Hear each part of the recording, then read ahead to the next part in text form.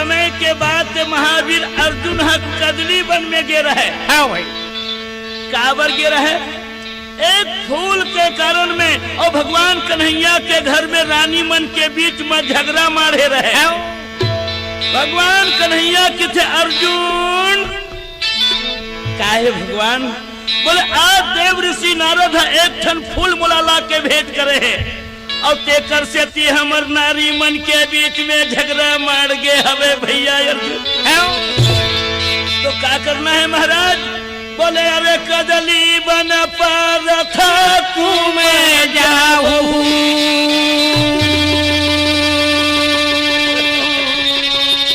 अर्जुन अब पे कदली बन चले जाओ वहां ले जा करके, और सुगंध राज फूल ले जाऊं, सुगंध राज फूल लेकर के आ जा।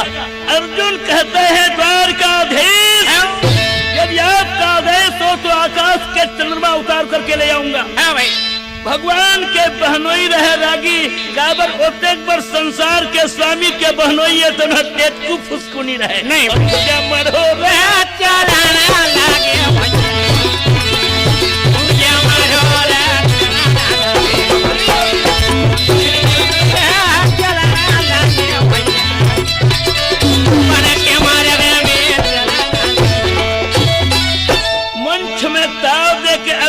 करने लगी। आदेश पाके महावीर अर्जुन अरे चार थाना घोड़ा ये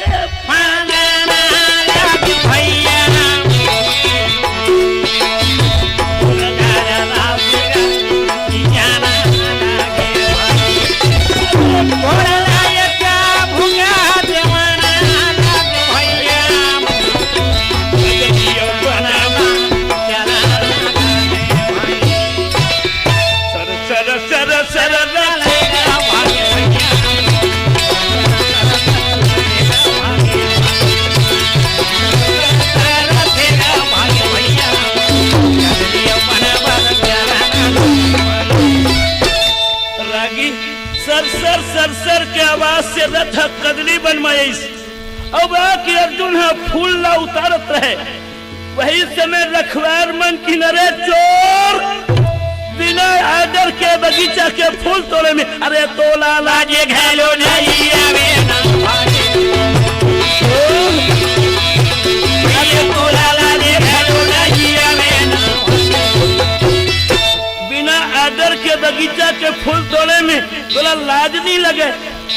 रखवार मन के बात ला सुन के अर्जुन वीर कहे खामोश, अबे रक्षक जानते नहीं तो सुन ले, इस संसार का स्वामी द्वारकाधीश और कुंज बिहारी के पूजा खातिर ये पूजा के फूल ले जाना चाहत। सुन के रखवार मन कापे लगी सरागी राम भजन कर प्राणी के तोरा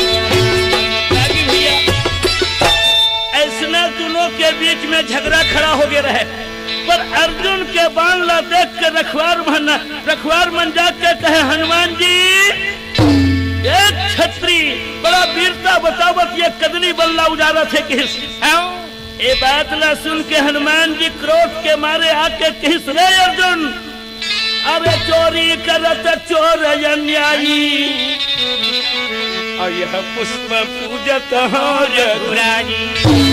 अरे चोर बिना आदर के बगीचा ला उजारे में और तोला लाज नहीं लगे? पता नहीं तो सुन ले, और ये फूल में भगवान राम के पूजा होते हैं। अर्जुन कहे बानर राज, यदि राम के पूजा करत होबे तो ते मोर पूजा कर।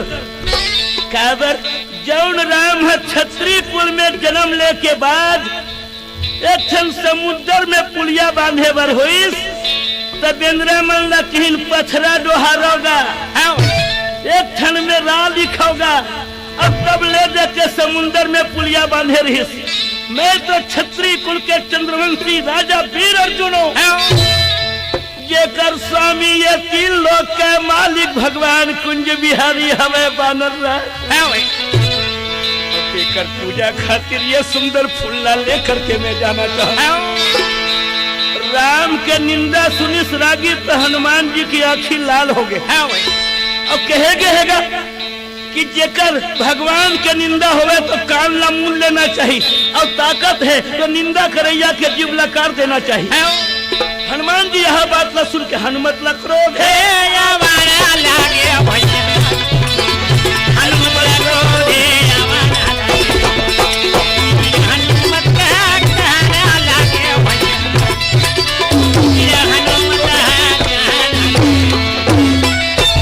हनुमान जी ला क्रोध आगे रागी और क्रोध के मारे हनुमान जी कह रहे अर्जुन और भुजा में ताकत है तो चल समुद्र के पास और दोनों झगड़ा होगा तो अगर सागर पास है तो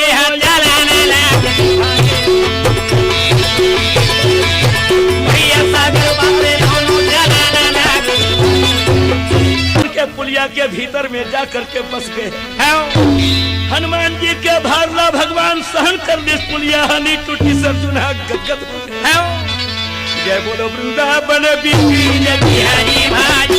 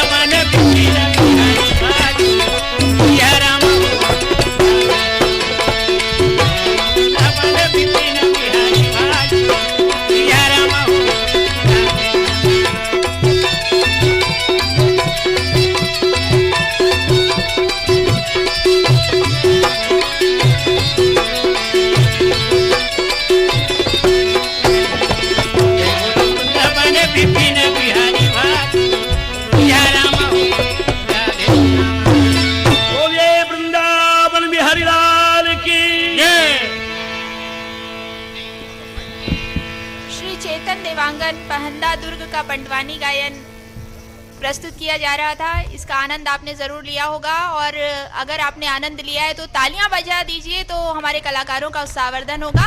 और अब हम आमंत्रित करते हैं